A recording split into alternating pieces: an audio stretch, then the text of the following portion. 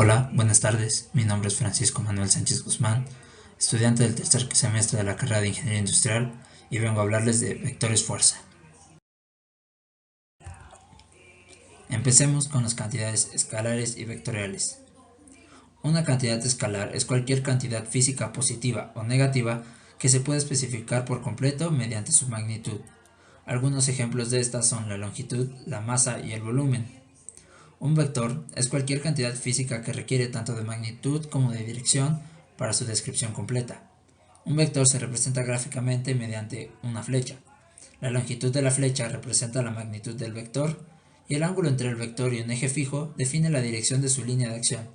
La cabeza o punta de la flecha indica el sentido de dirección del vector. Operaciones vectoriales.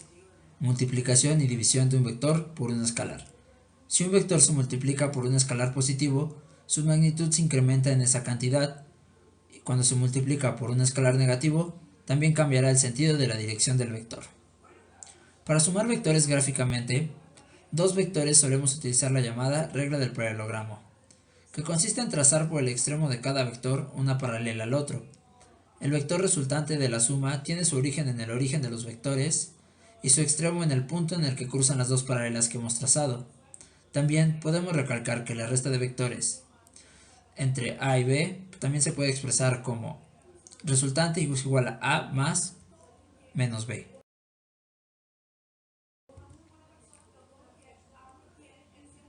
Suma vectorial de fuerzas.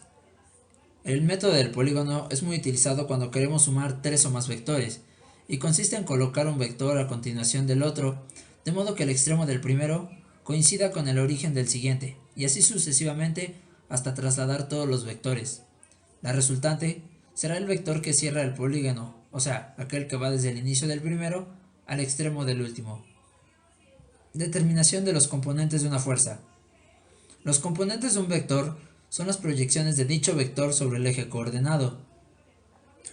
La suma vectorial de ambos componentes debe dar como resultado el vector A. A en el eje X más A en el eje Y es igual a el vector A en ambos ejes.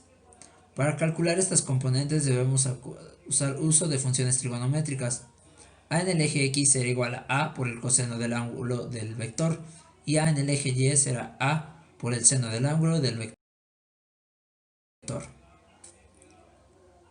Ley de senos y cosenos. Estas funciones trigonométricas nos serán de mucha ayuda para resolver problemas de vectores y se utilizan y se aplican para todo tipo de triángulos. La ley de senos es una relación de proporcionalidad entre las longitudes de los lados de un triángulo y los senos de los ángulos, respectivamente opuestos. Ley de cosenos. Es una relación de un lado del triángulo cualquiera con los otros dos y con el coseno del ángulo formado por estos dos lados. La ley de cosenos se puede representar como C, siendo el lado igual a la raíz cuadrada de a cuadrada más b cuadrada, que son los otros dos lados, menos 2 veces ab por el coseno del ángulo C. Y la ley de senos es a sobre seno de a será igual a b sobre seno de b, que es igual a c sobre seno de c. Para esto no necesariamente debemos ocupar los tres, podemos ocupar dos. Puntos importantes que debemos recalcar en esta lección. Una cantidad escalar es un número positivo o negativo que se representa completamente por su magnitud. Un vector es una cantidad que tiene magnitud, dirección y sentido. La multiplicación o división de un vector por o entre un escalar cambiará la magnitud del vector. El sentido del vector cambiará si el escalar es negativo. Como un caso especial, si los vectores son colineales, la resultante se forma mediante un sistema algebraico o escalar. Bueno, eso sería todo, les agradezco mucho la atención prestada, hasta luego.